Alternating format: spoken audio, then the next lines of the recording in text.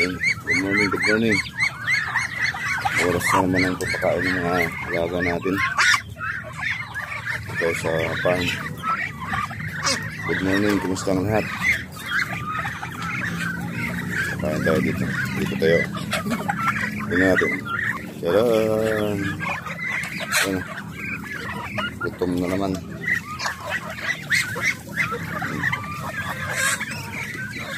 Ito yan.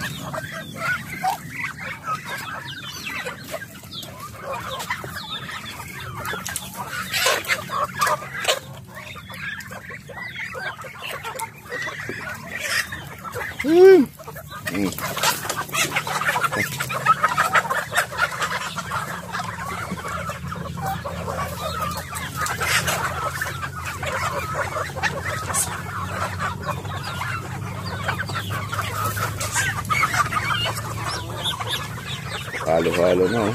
Pato, pabo, manok.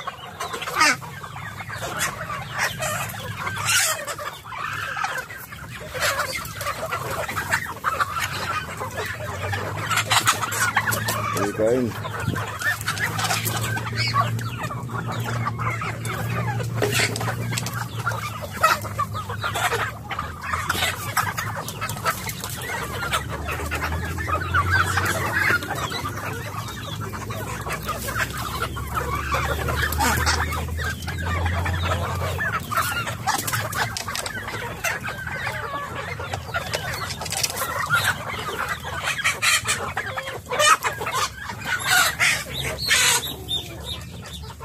Yun, kain.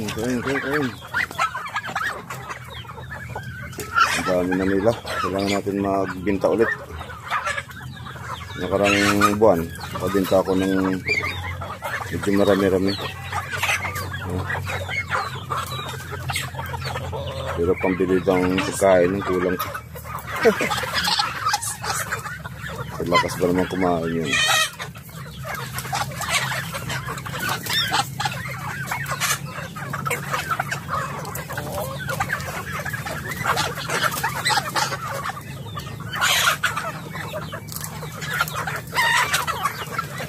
Anim na kilo, isang pakainan.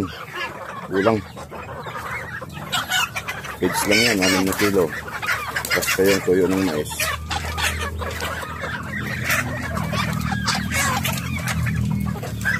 Sobrang lakas na kumain. Kaya kung hindi makakain, makaporma eh.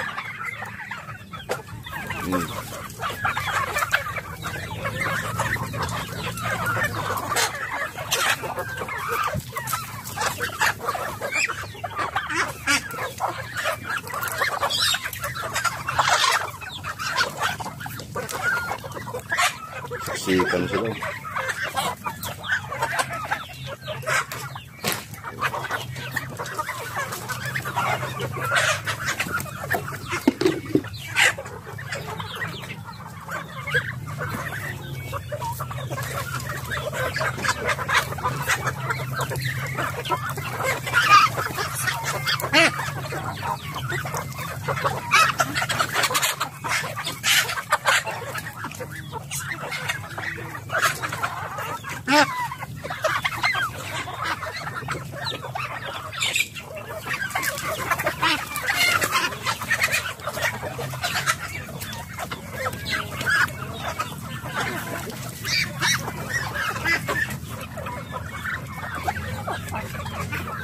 Kulit. Pag gutom na talaga ako, hanggang dito pa ako. Ang kulit nila pag gutom.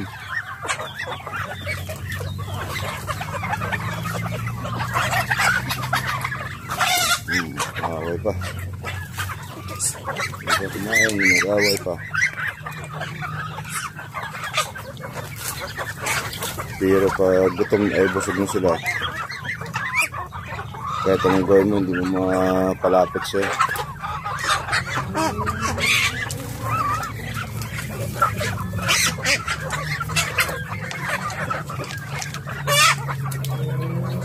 Hello.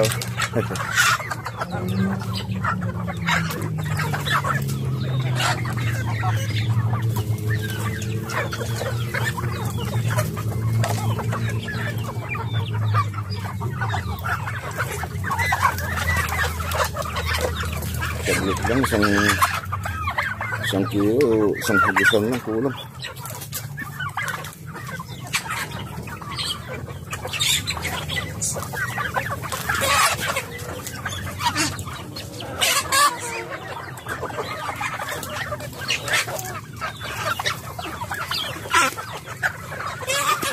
Halo-halo na yun. Pabo, manok, pato.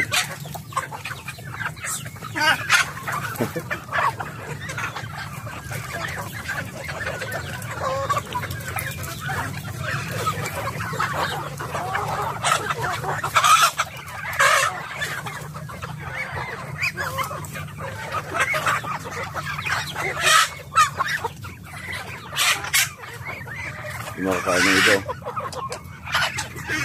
Hindi makasiksik.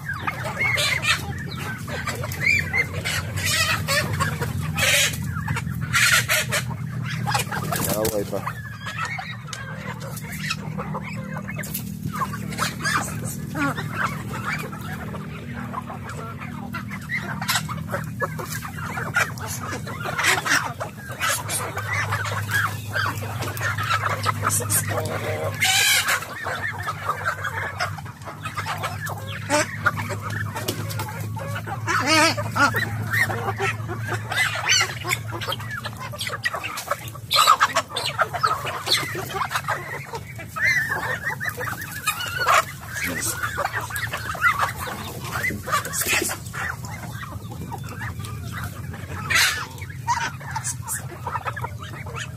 Sikan, sikan.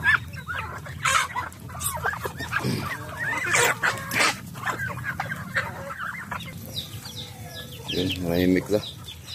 Tuyo ng mais na naman yan. Kaya kain nila.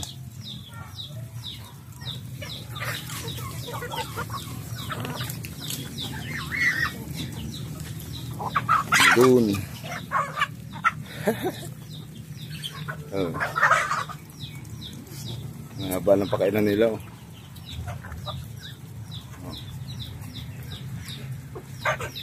Andito.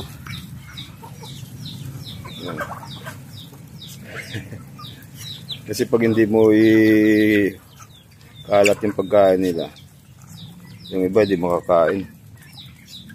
Pero di maliliit. Oh. Hindi makasiksik. Maganda pag ikalat yan. Malinis naman yung kasi ano yan, simento yan na ano, pinaglagyan ko. Kasi pag isang pakainan lang wala. Hindi sila magkasya. Doon. Maganda pag ikalat eh.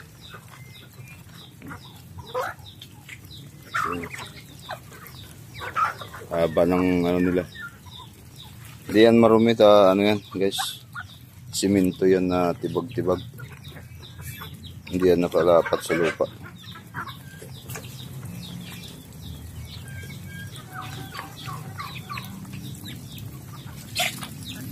Pag hindi mo ilapat yan, pag hindi mo ilatag yan, ganyan kahaba, yung malilit hindi makakain. Yan, pagkatapos silang kumain, no? Swimming ka agad sila. Naman tubig sa swimming pool, no?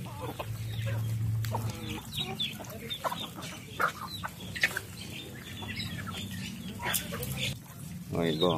Ano? Busog na.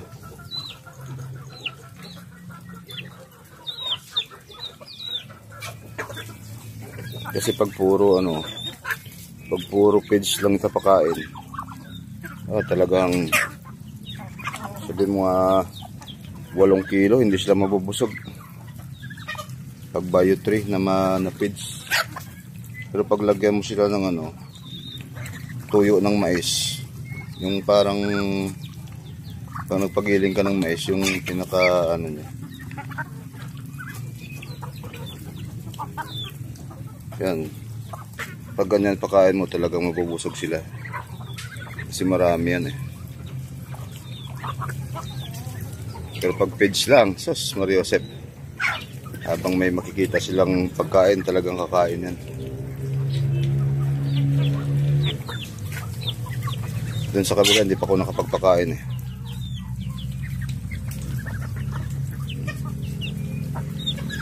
Ganito lang araw-araw, sa umaga, hapon, pakain. Kasi pag hindi mo pinapakain yan, ganong ano, 2 beses ang araw, wala, mangangayat yung ano nila, katawan, buwaghag. May tendency pa na magkasakit. Kaya dapat umaga, hapon, yan, 2 beses pakainin. Kaso napakalaking gasto.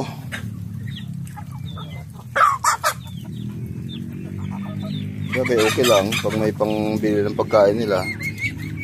Pero pag wala, yari. Kaya gusto baka next week siguro magbibinta na rin ako ulit. Magbawas. Para may pangbili lang ng pagkain. Tingnan mo yan, yung barakong pabo na yan. 1 kilo yan. Kulang pa sa niya. Kulang pa sa istaka niya. Yan, nag-shaving na sila. Nilagyan ni yan dahil para pag natapos lang kumain, inom sila ng tubig. Pero yan, araw-araw pinapalitan. Kasi lang di may iwasan yung ng paa ng pato. Pag galing dito sa baba, maputik, tapos aakyat sila dun. Kaya araw-araw pinapalitan. Yung iba hindi umiinom dyan. May sarili silang painuman dun sa loob ng kulungan.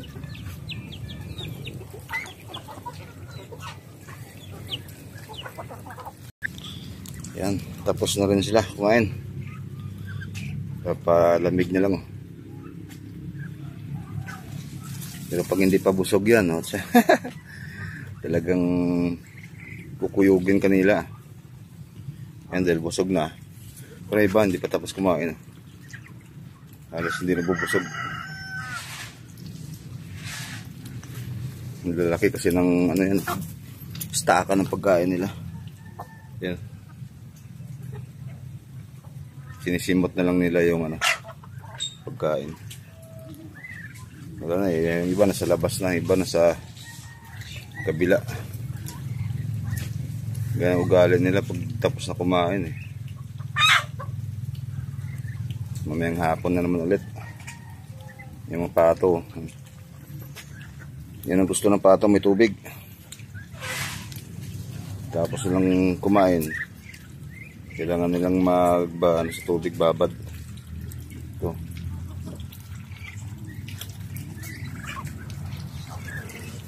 Pinagalaw-halo ko na pato, manok, pabo dahil hindi naman sila nag-aaway. Okay naman yung maluwag naman to. Maluwag naman tong farm. Yung para sa kanila lang mga manok. Hanggang doon.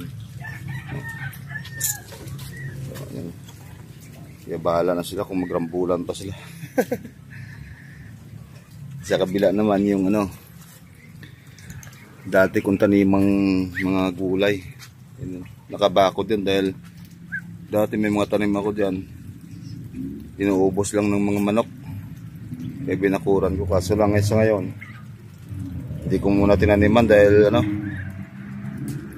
hindi pare-pare palagi yung umuulan ng dito sa amin. Meron na continuous ang ulan, may init na naman. Bago-bago yung panahon. Kaya punta tayo dun sa kabila.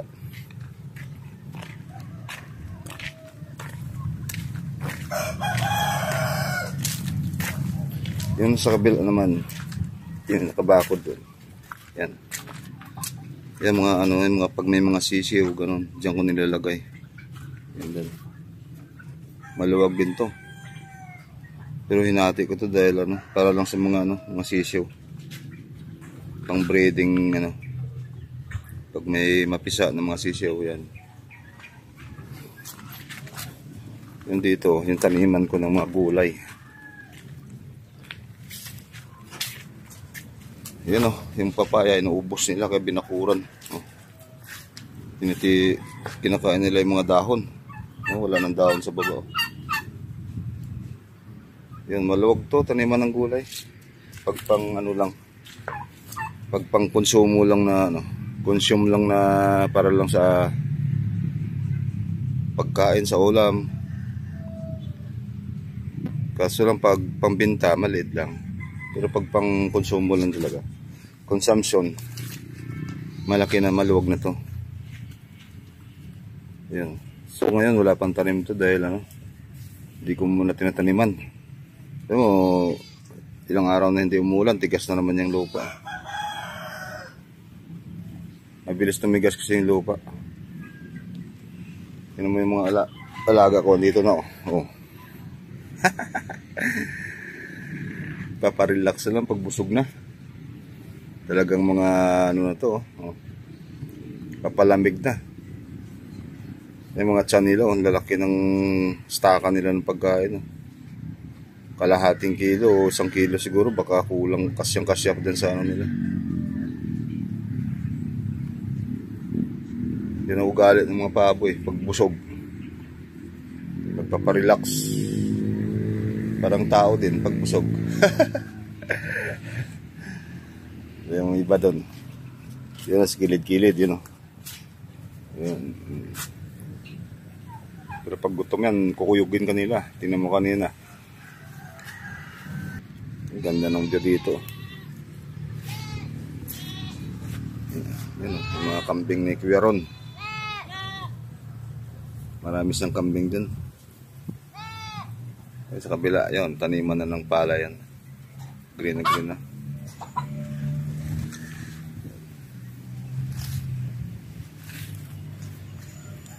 Yun. Malinis siya dahil pinalinisan ni father-in-law ko nung nakarang araw. Pero hindi ko muna tataniman yan. Mahirap na, ubusin lang din ng mga alaga ko. Yun, sige po. Salamat sa panonood sa akin mga video. Support lang, support. Tapos na rin tayong pakain. Ano na rin. Pauwi na rin ako, medyo mainit na. Sa alas 8, 8:30 na ng umaga. Medyo mainit na rito. Yun. Sige po, salamat sa panonood. Thank you, bye bye. God bless po.